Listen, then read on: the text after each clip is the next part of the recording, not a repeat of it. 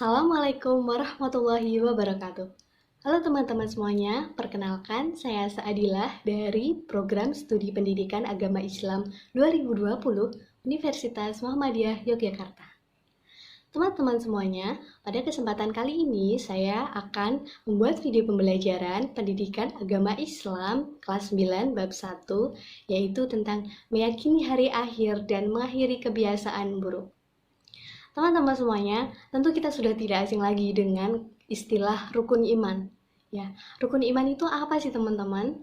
Rukun iman adalah dasar-dasar Islam yang harus dimiliki oleh seorang muslim. Rukun iman itu ada apa aja sih teman-teman? Rukun iman itu ada 6. Yang pertama, iman kepada Allah.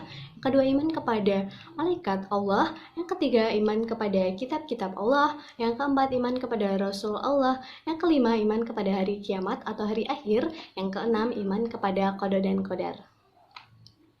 Teman-teman semuanya, pada video pembelajaran kali ini kita akan bahas rukun iman yang kelima, yaitu iman kepada hari kiamat atau hari akhir. Hari akhir itu hari apa aja sih teman-teman? Apakah hari Sabtu atau Minggu yang weekend-weekend itu? Bukan teman-teman, hari akhir adalah hari kehancuran alam semesta beserta segala kehidupan yang berada di alam semesta, serta dibangkitkannya orang yang sudah meninggal untuk dihisab amal perbuatannya. Seperti yang dijelaskan dalam Quran Surat Al-Hajj ayat 7. A'udzu billahi minasyaitonir rajim. Bismillahirrahmanirrahim. Wa anna sa'ata atiyatan la raiba fiha wa anna Allaha yab'atsu man fil qubur. Shadaqallahul adzim. Artinya, dan sungguh hari kiamat itu pasti datang. Tidak ada keraguan padanya, dan sungguh Allah akan membangkitkan siapapun yang ada di dalam kubur. Jadi hari kiamat atau hari akhir itu pasti akan datang. Tetapi kita manusia tidak ada satupun yang tahu, hanya Allah Subhanahu wa taala yang tahu. Lalu teman-teman semuanya, kita itu hendaknya mengimani hari kiamat atau hari akhir. Itu kenapa sih teman-teman? Karena meyakini hari akhir atau mengimani hari kiamat itu mempunyai fungsi yang bisa membuat hidup kita itu lebih baik di dunia dan di akhirat. Apa aja sih fungsinya teman-teman? Yang pertama yaitu mengimani hari akhir akan membuat kita tidak terlena dengan kehidupan dunia yang hanya sementara dan mementingkan kehidupan di akhirat. Jadi teman-teman semuanya, kita itu di dunia ini tuh diciptakan untuk apa sih teman-teman? Seperti firman Allah dalam Quran Surat Az-Zariyat ayat 56.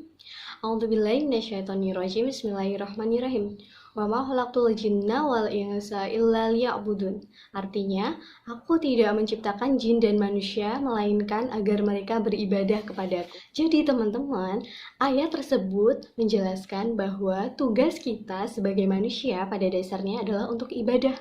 Namun demikian teman-teman, apakah yang dimaksud ibadah itu hanya melaksanakan rukun Islam saja atau hanya berdiam diri di masjid tanpa melakukan suatu kegiatan aktivitas seperti itu? Tidak.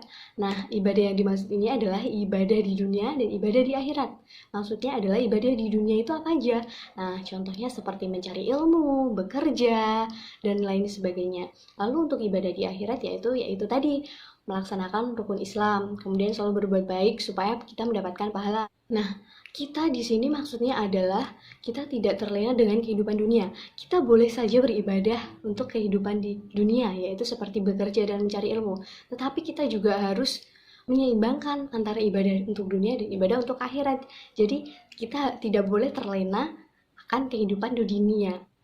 Lalu yang kedua adalah iman kepada hari akhir akan membuat seseorang lebih giat dan disiplin dalam beribadah dan menjauhi larangannya.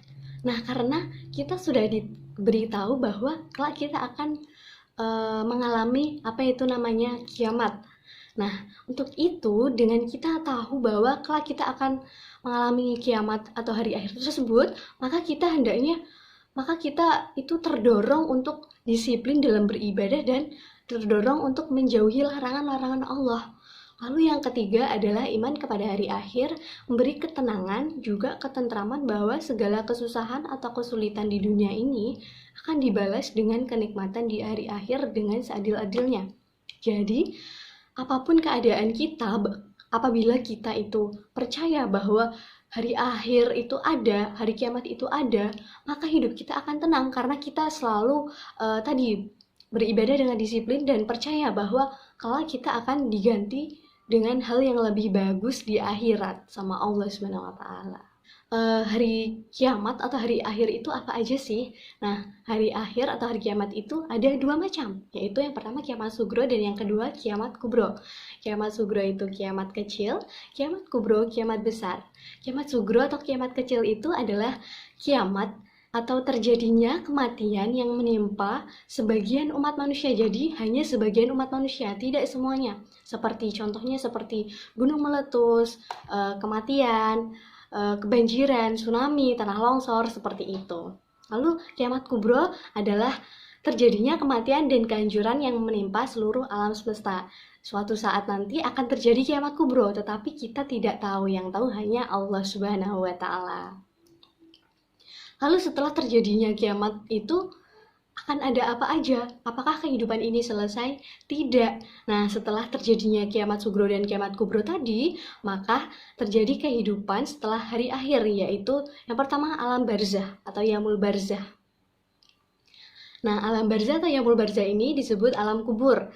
Alam kubur yang merupakan pintu gerbang menuju akhirat atau batas antara alam dunia dan alam akhirat. Nah, orang yang tadi dia telah mengalami kiamat sugro, itu kan contohnya itu kematian. Nah, itu orang yang meninggal itu kan kemudian dikuburkan gitu ya teman-teman. Nah, dalam alam barzah tersebut, dalam alam kubur tersebut, mereka orang yang meninggal itu menunggu datangnya kiamat kubro yang kemudian terjadinya yaumul ba'ats, hari dibangkitkannya manusia dari alam kubur untuk diarahkan menuju padang mahsyar. Nah, kemudian setelah terjadinya hari akhir atau hari kiamat kubro tersebut, kemudian orang yang meninggal tadi dibangkitkan. Semua orang yang meninggal, semua manusia yang ada di dalam bumi itu, di alam semesta itu dibangkitkan. Kemudian terjadi yaumul hasyar atau yaumul mahsyar, hari berkumpulnya semua manusia yang telah dibangkitkan dari kubur di padang mahsyar. Manusia menerima catatan amal selama hidup di dunia. Nah, setelah mereka dibangkitkan, kemudian mereka dikumpulkan di padang mahsyar. Lalu mereka menerima catatan amal selama hidup di dunia. Nah, mereka kayak seperti menerima raportnya gitu, selama hidup di dunia itu mereka amal baiknya atau amal buruknya lebih banyak atau tidak. Nah, itu dihitung pada saat yaumul mizan dan yaumul hisab. Yaumul mizan adalah hari pertimbangan, ditimbangnya amal baik dan amal buruk kita. Yaumul hisab adalah hari perhitungan, jadi setelah ditimbang kemudian dihitung. Lebih banyak, lebih berat yang amal baik apa ya amal buruk, begitu. Lalu setelah dihitung, apabila lebih berat amal baik maka akan mendapatkan balasan surga. Apabila lebih berat di amal buruknya maka akan mendapatkan balasan di neraka. Tentu kita sebagai manusia itu mengharapkan atau menginginkan kehidupan kelak kita ketika di akhirat, setelah hari akhir, setelah hari kiamat itu, kita mengharapkan bahwa kita mendapatkan surganya, kita mendapatkan balasan surganya. Bukan begitu teman-teman? Ya tentu saja. Oleh karena itu teman-teman, supaya kita kelak mendapatkan balasan surga, maka hendaknya kita menghindari akhlak tercela. Ya, mengakhiri kebiasaan buruk kita yang biasanya kita lakukan, seperti bergibah, seperti berbohong, tidak berkata jujur, menyakiti hati orang lain, menyakiti perasaan orang lain, menyinggung perasaan orang lain, seperti itu.